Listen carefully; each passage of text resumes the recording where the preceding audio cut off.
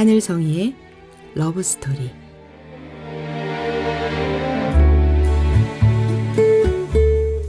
안녕하세요. 말씀과 찬양으로 사랑을 이야기하는 시간, 하늘성이의 러브스토리입니다.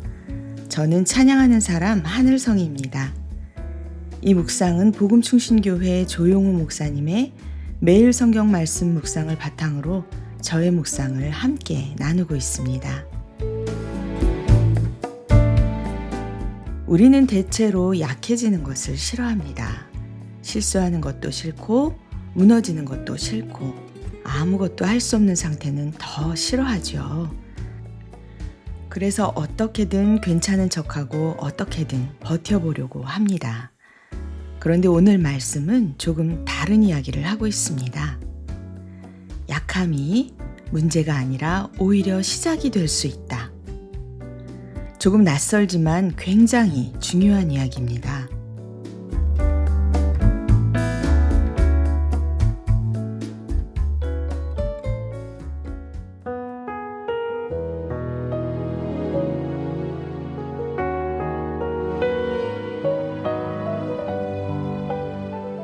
오늘은 요한복음 21장 1절부터 14절 말씀. 우리의 약함은 하나님과의 연결고리다.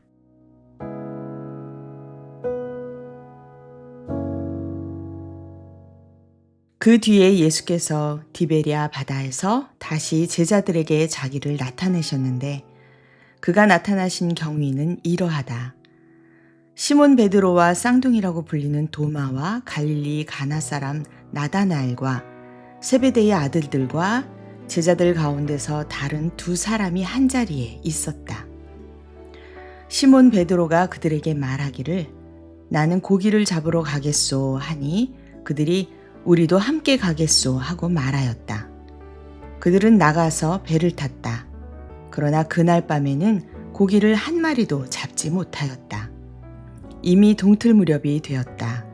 그때에 예수께서 바닷가에 들어서셨으나 제자들은 그가 예수이신 줄을 알지 못하였다. 그때에 예수께서 제자들에게 물으셨다. 얘들아, 무얼 좀 잡았느냐? 그들이 대답하였다. 못 잡았습니다. 예수께서 그들에게 말씀하셨다. 그물을 배 오른쪽에 던져라. 그리하면 잡을 것이다. 제자들이 그물을 던지니 고기가 너무 많이 걸려서 그물을 끌어올릴 수가 없었다. 예수가 사랑하시는 제자가 베드로에게 저분은 주님이시다 하고 말하였다. 시몬 베드로는 주님이시라는 말을 듣고서 벗었던 몸에다가 겉옷을 두르고 바다로 뛰어내렸다. 그러나 나머지 제자들은 작은 배를 탄 채로 고기가 든 그물을 끌면서 해안으로 나왔다. 그들은 육지에서 백자 남짓밖에 떨어지지 않은 곳에 들어가서 고기를 잡고 있었던 것이다. 그들이 땅에 올라와서 보니 숯불을 피워놓았는데 그 위에 생선이 놓여있고 빵도 있었다. 예수께서 제자들에게 말씀하셨다. 너희가 지금 잡은 생선을 조금 가져오너라. 시몬 베드로가 배에 올라가서 그물을 땅으로 끌어내렸다. 그물 안에는 큰 고기가 153마리나 들어있었다. 고기가 그렇게 많았으나 그물이 찢어지지 않았다. 예수께서 그들에게 말씀하셨다. 와서 아침을 먹어라. 제자들 가운데서 아무도 감히 선생님은 누구십니까? 하고 묻는 사람이 없었다.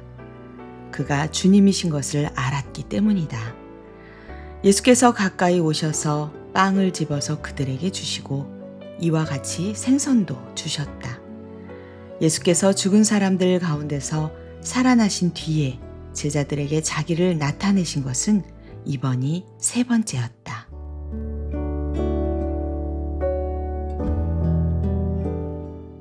지금 이 장면은 예수님 부활 이후의 이야기입니다. 제자들은 예수님을 만났지만 여전히 어딘가 어색하고 방향을 잡지 못한 상태입니다. 그래서 베드로가 말합니다. 나는 물고기 잡으러 가겠다. 다시 예전의 자리로 돌아가는 장면입니다. 왜 그랬을까요? 아마 이런 마음이었을 겁니다. 나는 실패했다. 나는 주님을 부인했다. 나는 자격이 없다. 그래서 조금 거리를 두려 합니다.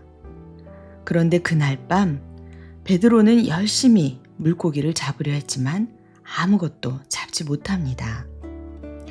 이 장면은 참 의미 있습니다. 어부로서 경험도 있고 실력도 있는데 아무것도 잡히지 않고 뜻대로 되지 않는 상태. 바로 그 자리로 예수님은 찾아오십니다. 그리고 베드로에게 이렇게 말씀하십니다. 그물을 오른편에 던져라. 이 말씀 한마디에 상황이 바뀌게 됩니다. 여기서 중요한 장면 하나가 있습니다. 예수님은 이미 숯불을 피워놓으시고 생선과 떡을 준비해 두셨습니다. 제자들이 잡아 준비해 놓은 것이 아니라 이미 준비되어 있었습니다.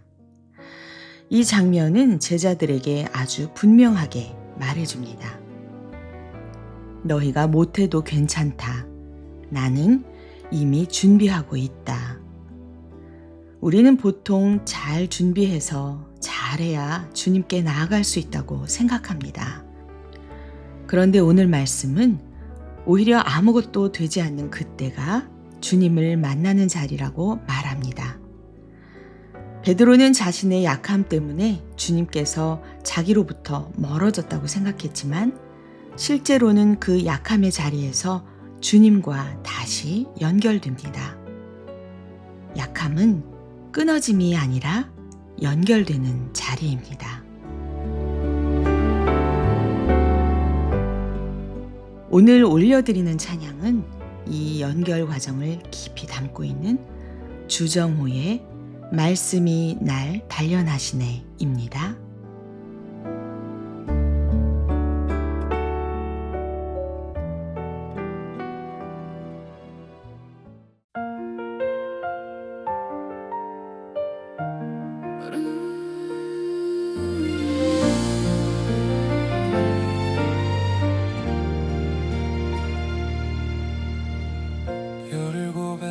작은 꿈 하나 상처가 되어 흘러가고 버려진 듯한 그 밤에도 주님은 나를 보셨네. 침묵 속에 계신 줄 알았던 그 시간마저 말씀은 나를 떠나지 않고 조용히 나를 붙드셨네. 눈물의 날들이 의미 없지 않음을 신실한 약속이 지금도 나를 살게 해. 말씀이 나를 단련하시네. 기다림의 시간 속에서 무너지지 않도록 나를 세우시는 주.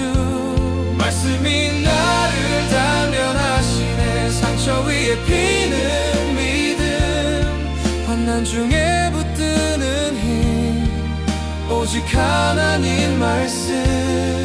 신실함이 죄가 되어 감옥의 밤을 지나도 잊혀진 이름 하나로 세월을 견뎌야 했던 날들. 원망 대신 약속을, 분노 대신 꿈을, 아버지의 하나님을 붙들며 오늘을 살아냈네. 17의 작은 꿈 하나 상처가 되어 흘러가고 버려진 듯한 그 밤에도 주님은 나를 보셨네.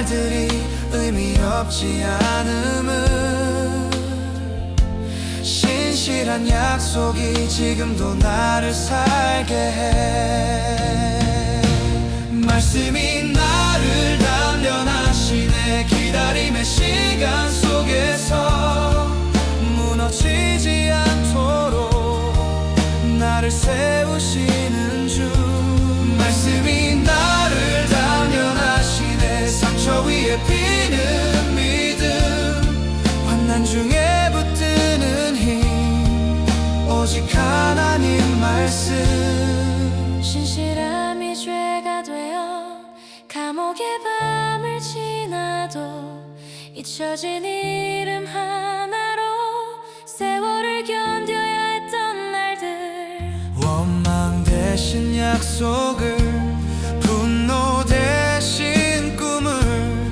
아버지의 하나님을 붙들며 오늘을 살아냈네 지금은 알 수 없어도 말씀은 나를 속이지 않네 모든 시간 위에 주님의 뜻이 흐르네 말씀이 나를 단련하시네 기다림의 시간 속에서 무너지지 않도록 나를 세우시는 주 말씀이 나를 단련하시네 눈물로 빚어진 믿음 환난을 견디는 능력 오직 하나님의 말씀 버려진 길이라 생각했던 그 모든 순간이 하나님의 섭리였음을 이제 고백하네 닫힌 문이라 믿었던 밤이 열린 하늘이었음을 말씀이 나를 단련하시네 세월이 지나 증거되도록 예수님을 닮아가게 나를 빚으시는 주 말씀이 나를 단련하시네 영원히 신실하신 주 내 생명 다해 붙들어야 돼 하나님 말씀 기다림은 고통이지만 말씀은 나의 생명 오늘도 내일도 말씀 안에 내가 서 있네 감사합니다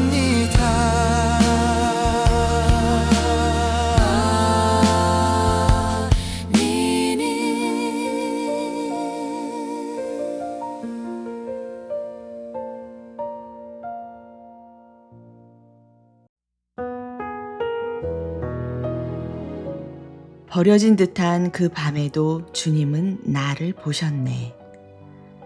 우리는 하나님이 안 계신 것처럼 느껴지는 시간을 지나갈 때가 있습니다. 그런데 돌아보면 그 시간도 비어있지 않았습니다. 말씀은 나를 떠나지 않고 조용히 나를 붙드셨네. 드러나지 않았을 뿐 붙들고 계셨기에 끊어진 적이 없었습니다. 이 찬양을 들으니 이런 생각이 남습니다. 왜 그런 시간이 필요했을까? 요셉도 그랬고 베드로도 그랬고 우리도 그렇습니다. 이해되지 않고 아무것도 되는 것 같지 않은 시간. 그런데 그 시간이 없어지지 않고 남아있는 이유가 있습니다. 그 시간 속에는 우리는 내 힘으로는 안 된다는 것을 조금씩 알게 됩니다. 그리고 바로 그 지점에서 비로소 하나님의 방식이 보이기 시작합니다. 강할 때는 내가 합니다. 그래서 하나님이 보이지 않을 때가 많습니다. 그런데 약해지면 주변에 붙잡을 것들이 사라집니다. 그래서 결국 하나님을 붙잡게 됩니다. 이것이 연결입니다. 약함은 실패가 아니라 하나님께로 열리는 문입니다. 그래서 바울은 약함을 숨기지 않고 오히려 자랑할 수 있었습니다. 그 약함 속에서 하나님의 능력이 더 분명하게 드러났기 때문입니다. 우리도 마찬가지입니다. 지금의 약함, 지금의 부족함, 그리고 무너지는 것들, 그것들은 끝이 아니라 하나님이 일하시는 자리일 수 있습니다. 그리고 그 자리에서 하나님은 이미 준비해 두신 은혜로 우리를 다시 일으키십니다. 사랑하는 여러분, 혹시 오늘 내 모습이 부족하고 내가 너무 약하게 느껴지시나요? 그렇다면 이 말씀을 기억해 보십시오. 약함은 끊어짐이 아니라 주님과 연결되는 자리입니다.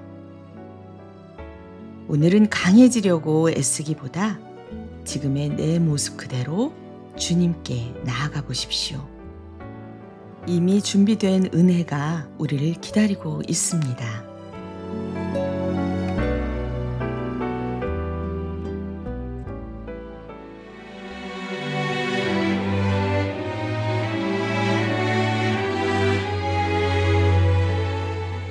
지금까지 하늘성이의 러브스토리, 저는 하늘성이었습니다. 다음에 또 뵐게요. 여러분 모두 평안하세요.